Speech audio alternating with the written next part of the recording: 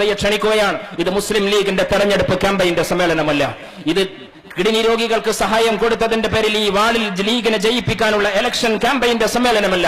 ഈ അങ്ങാടിയിലെ ജനങ്ങളെ, നിങ്ങളുടെ തിരക്കിട്ട വ്യവഹാരത്തിനിടയിൽ, നിങ്ങളുടെ തിരക്കിട്ട വ്യാപാരത്തിനിടയിൽ നിങ്ങളുടെ മനസ്സൊന്ന് തരുമോ ഞങ്ങൾക്ക്? നിങ്ങളുടെ കാതൊന്ന് കുറിപ്പിക്കുമോ? ഈ പച്ചപ്പതാകയുടെ അർദ്ധചന്ദ്ര താരാങ്കിതമായ നിലാവിന്റെ കുളിരിളം സന്തനത്തിന്റെ ദർശനത്തെ ഞങ്ങൾക്ക് പറയാൻ ആഗ്രഹമുണ്ട്. വർത്തമാനകാല ഇന്ത്യയിൽ ഞങ്ങൾ ഇതുറക്കെ പറയുകയാണ്. മന്ത്രിയെ ഉണ്ടാക്കാനല്ല, MLA സൃഷ്ടിക്കാനല്ല, അധികാര കേന്ദ്രങ്ങളിലേക്ക് നടന്നു പോകാനല്ല. മനുഷ്യനും മനുഷ്യനും ജാതിഭേദം മതദ്ദേശമില്ലാതേതുമേവനും സോദരത്തേന വാഴുന്ന മാതൃകാ സ്ഥാനം, ആ സ്ഥാനത്ത് സൃഷ്ടിക്കാൻ ഞങ്ങളിതാ ചരിത്രത്തിന്റെ വഴിധാരകളിൽ നിന്ന് സ്നേഹത്തിന്റെ അധ്യാപനത്തെ പ്രകാശിപ്പിക്കുകയാണ്.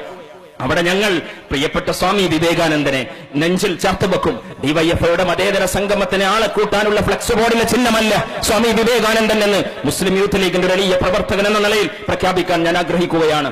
RSSന്റെ പഥസഞ്ചലനത്തിന്റെ വിദ്വേഷത്തിന്റെ ബൂട്ട്സിന്റെ ശബ്ദത്തിന് ഖനം കൂട്ടാൻ, ഇതര മതസ്ഥനെ ഭയപ്പെടുത്താനുള്ള ആൾ ദൈവമല്ല സ്വാമി വിവേകാനന്ദൻ. പിന്നെയോ ചിക്കാഗോയിലെ ലോകമത മഹാസമ്മേളനത്തിൽ സ്വാമി വിവേകാനന്ദനെ നാം അറിയുകയാണ്. പ്രസംഗപീഠത്തിലേക്ക് കയറി വന്നപ്പോ അമേരിക്കക്കാരന്റെ ഈഗോ സമ്മതിച്ചില്ല സദസ്സിൽ ഇരുന്നു കൊടുക്കാൻ. മസാച്യുസെറ്റ്സ് ഇൻസ്റ്റിറ്റ്യൂട്ട് ഓഫ് ടെക്നോളജി, MITയിൽ നിന്ന് M.Tech കഴിഞ്ഞ അമേരിക്കക്കാരന് കാഷായം ധരിച്ച ഇന്ത്യക്കാരന്റെ മുമ്പിൽ ഇരുന്നു കൊടുക്കാൻ അവന്റെ ഈഗോ അനുവദിച്ചില്ല. ഓക്സ്ഫോർഡ് യൂണിവേഴ്സിറ്റിയിൽ നിന്ന് PhD കഴിഞ്ഞവൻ ഈ സ്വാമിക്ക് മുമ്പിൽ അനുസരണയോടെ ഇരുന്നു കൊടുക്കില്ല. അവൻ സദസ്സിൽ നിന്ന് എഴുന്നേറ്റ് പോയി. തിരൂരിലെ നിയോജക മണ്ഡലത്തിലെ യൂത്ത് ലീഗിന്റെ വലിയ പ്രവർത്തകൻ എന്ന നിലയിൽ അധ്യക്ഷൻ ഈ സദസ്സിലേക്ക് എന്നെ വിളിക്കുമ്പോ, ഈ സദസ്സിൽ നിന്ന് നിങ്ങൾ എഴുന്നേറ്റ് പോയാൽ അത് നിങ്ങൾ എന്നോട് കാണിക്കുന്ന ഏറ്റവും വലിയ ധിക്കാരവും അഹങ്കാരവും അപമാനവുമായിരിക്കും. ഞാനിവിടെ നിൽക്കുമ്പോ നിങ്ങൾ ചെവി കുറിപ്പിച്ചു തരുന്നത് എന്റെ പ്രസംഗത്തിന്റെ വൈഭവം കൊണ്ടാകില്ല, അത് നിങ്ങളുടെ ആതിഥ്യ മര്യാദയാണ്. പക്ഷെ ആ ആതിഥ്യ മര്യാദ ലോകത്തിലെ ചിക്കാഗോയിലെ സമ്മേളനത്തിൽ സ്വാമിജിയോട് കാണിച്ചില്ല. അവർ തിരിച്ചുപോയി കൂസാതെ. ഇന്ത്യയുടെ അഭിമാനപുത്രൻ, മഹാനായ ഇന്ത്യക്കാരൻ തന്റെ പ്രസംഗം തുടങ്ങി. എങ്ങനെയാണ് തുടങ്ങിയത്?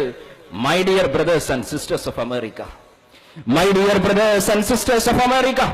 അമേരിക്കക്കാരനെ അമേരിക്കക്കാരനായ ക്രൈസ്തവ പാതിരി വന്ന് വിളിച്ചത് ഹേ ലേഡീസ് ആൻഡ് ജെന്റിൽമാൻ, ഹേ ആണുങ്ങളെ, ഹേ പെണ്ണുങ്ങളെ എന്ന് വിളിച്ചു.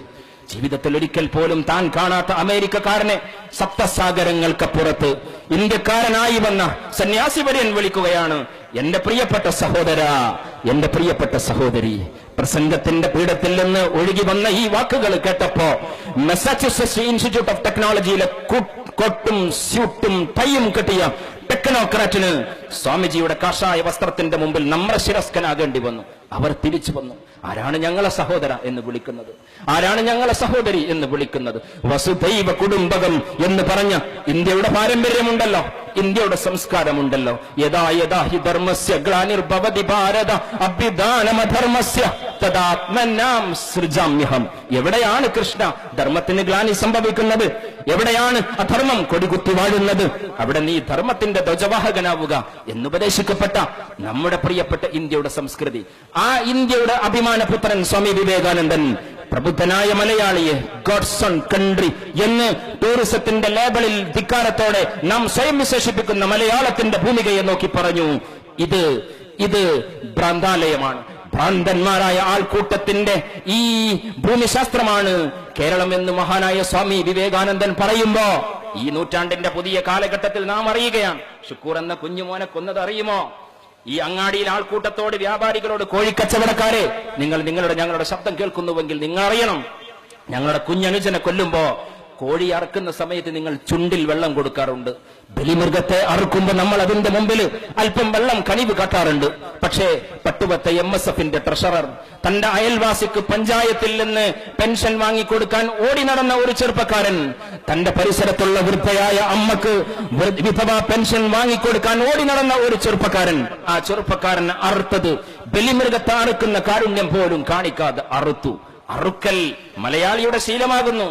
അറുത്തതിന് ശേഷമുള്ള ഇന്ന് അറുത്താൽ നാളെ ഹർത്താൽ മലയാളിയുടെ ദേശീയ ഉത്സവമായി ഹർത്താൽ മാറുകയാണ്. ഹർത്താൽ മാറുമ്പോ നമ്മളുടെ മൊബൈൽ ഫോണിൽ നിന്ന് SMS പ്രവഹിക്കുകയാണ് നമ്മുടെ പ്രിയപ്പെട്ട കൂട്ടുകാരന്, wish you all the best, wish you all happy hartal എന്ന സന്ദേശം നമ്മുടെ മൊബൈൽ ഫോണിൽ നിന്ന് പാറുകയാണ്. പക്ഷേ നമ്മളൊക്കെ വീട്ടിൽ ആകസ്മികമായി ലഭിച്ച ഈ അവധിയുടെ പേരിൽ നമ്മൾ വീട്ടിൽ ചടഞ്ഞുകൂടിയിരിക്കുമ്പോ, വാട്സാപ്പിൽ ചാറ്റ് ചെയ്യുമ്പോ, ഫേസ്ബുക്കിൽ നമ്മൾ ചാറ്റ് ചെയ്യുമ്പോ, എന്റെ പ്രിയപ്പെട്ട സഹോദര, ഈ ഹർത്താലിന്റെ ദേശീയ ആഘോഷം നമുക്ക് കനിഞ്ഞു കിട്ടിയാൻ കാരണമായ ഒരു ചെറുപ്പക്കാരന്റെ അമ്മ ആ വീട്ടിലിരുന്ന് കരയുകയാണ്.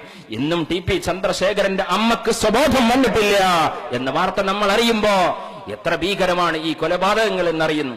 ഈ രണ്ട് പ്രത്യയശാസ്ത്രങ്ങളെ നിങ്ങൾ തൂക്കി നോക്കുക.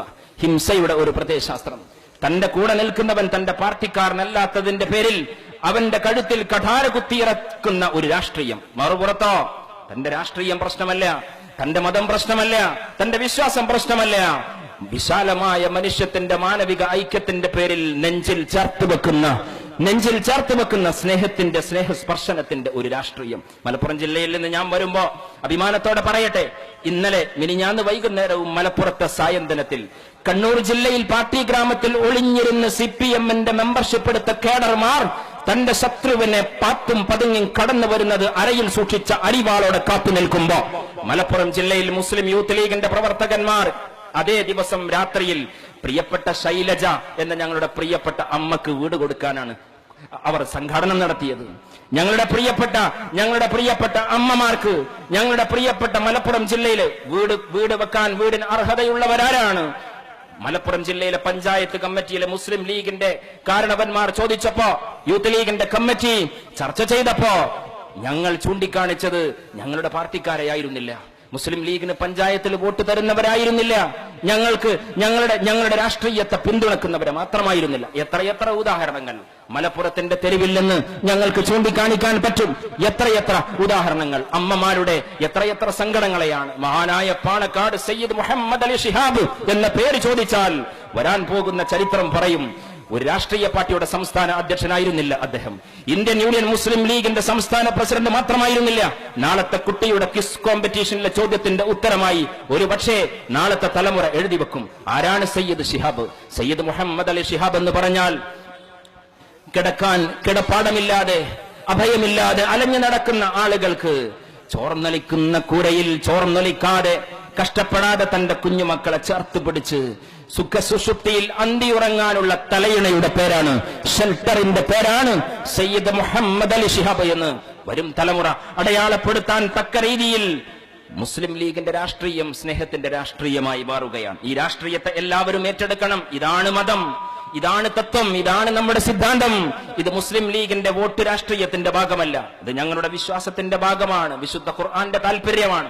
114 സൂറത്തുകൾക്ക് 113 സൂറത്തുകളും തുടങ്ങുന്നത് ബിസ്മില്ലാഹിർ റഹ്മാനിർ റഹീം എന്ന തിരുവാക്യത്തിലാണ്. ലോകത്തിലെ മുഴുവൻ ഖുർആന്റെ മുഫസ്സിരീങ്ങളും അതിന് കൊടുത്ത വ്യാഖ്യാനം എന്താണ്? കാരുണ്യത്തിന്റെ അല്ലാഹുവേ നിന്റെ നാമത്തിൽ എന്നാണ്. കേരളത്തിലെ KG രാഘവ വാര്യർ എന്ന ഹിന്ദുവായ മലയാള ഭാഷയിലെ പണ്ഡിതൻ വേണ്ടി ശ്രമിച്ചപ്പോ ബിസ്മില്ലാഹിർ റഹ്മാനിർ റഹീം എന്ന തിരുവാക്യത്തിന് സുന്ദരമായ കവിത പിറന്നു. കാരുണ്യ സിന്ധുവാം അല്ലാഹുവിൻ തിരുനാമത്തിലോതുന്നു ദിവ്യമാം സുക്തികൾ എന്ന് രാഘവ വാര്യർ പറയുകയുണ്ടായി. കാരുണ്യ സിന്ധുവാം അല്ലാഹുവിൻ തിരുനാമത്തിലോതുന്നു ദിവ്യമാം സുക്തികൾ. ബിസ്മില്ലാഹിർ റഹ്മാനിർ റഹീം 5 നേരം പ്രാർത്ഥിക്കുമ്പോ വിശുദ്ധ ഖുർആനിലെ സൂക്തങ്ങളുടെ ആമുഖ വചനം പോലെ നാം ബിസ്മി ചൊല്ലുമ്പോ അതിലൊരു കാരുണ്യമുണ്ട്.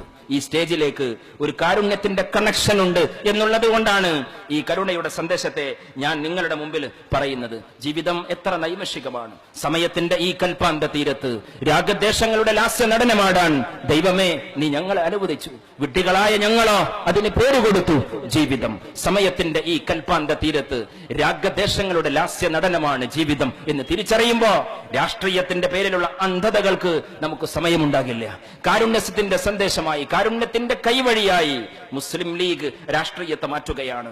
മലപ്പുറം ജില്ലയില് ഞങ്ങളുടെ വീടുകളെ കുറിച്ച് ഞാൻ പറയുകയുണ്ടായി. സരോജിനി അമ്മ ചെറിയമുണ്ടം പഞ്ചായത്തില്, ഈ പ്രദേശത്തെ കൈപ്പമംഗലത്തെ പൊതുജനങ്ങളെ, മലപ്പുറം ജില്ല 99% മുസ്ലിങ്ങൾ അധിവസിക്കുന്ന ചെറിയമുണ്ടം പഞ്ചായത്തില് ബൈത്തുർ റഹ്മയുടെ കാരുണ്യത്തിന്റെ കവാടം ആർക്ക് തുറന്നു കൊടുക്കണം എന്നാലോചിക്കുമ്പോ ചെറിയമുണ്ടം പഞ്ചായത്തിലെ യൂത്ത് ലീഗിന്റെ പ്രവർത്തകർ അഭിപ്രായം പറഞ്ഞു. ഞങ്ങളുടെ വീടിന്റെ തൊട്ടടുത്ത് സരോജിനി എന്ന ഒരു അമ്മയുണ്ട്. സരോജിനി അമ്മ രവി എന്ന ചെറുപ്പക്കാരന്റെ വിധവയായ ഭാര്യയാണ്. കൈപ്പമംഗലത്തെ ഈ ദുരിതാശ്വാസത്തിന്റെ കിഡ്നി രോഗികൾക്കുള്ള ഡയാലിസിസ് സഹായത്തിന്റെ വേദിയിൽ ഒരുമിച്ച് കൂടിയിരിക്കുന്ന സ്നേഹമുള്ളവരെ, നമ്മുടെ പ്രിയപ്പെട്ട മുസ്ലിം ലീഗിന്റെ പാർട്ടിയുടെ ദേശീയ സെക്രട്ടറി, പൊന്നാനി പാർലമെന്റിന്റെ അഭിവന്യ നിയോജക മണ്ഡലത്തിന്റെ അഭിവന്ദ്യനായ പാർലമെന്റ് പ്രതിനിധി ടി മുഹമ്മദ് ബഷീർ സാഹിബ് ഈ വേദിയിലേക്ക് കടന്നു വരികയാണ്. സർവോപരി കേരളത്തിൽ കാരുണ്യത്തിന്റെ പ്രതീകമായി CH സെന്റർ എന്ന മഹാപ്രസ്ഥാനത്തിന്റെ അമരക്കാരൻ തന്റെ പാർലമെന്ററി പ്രവർത്തനത്തിന്റെ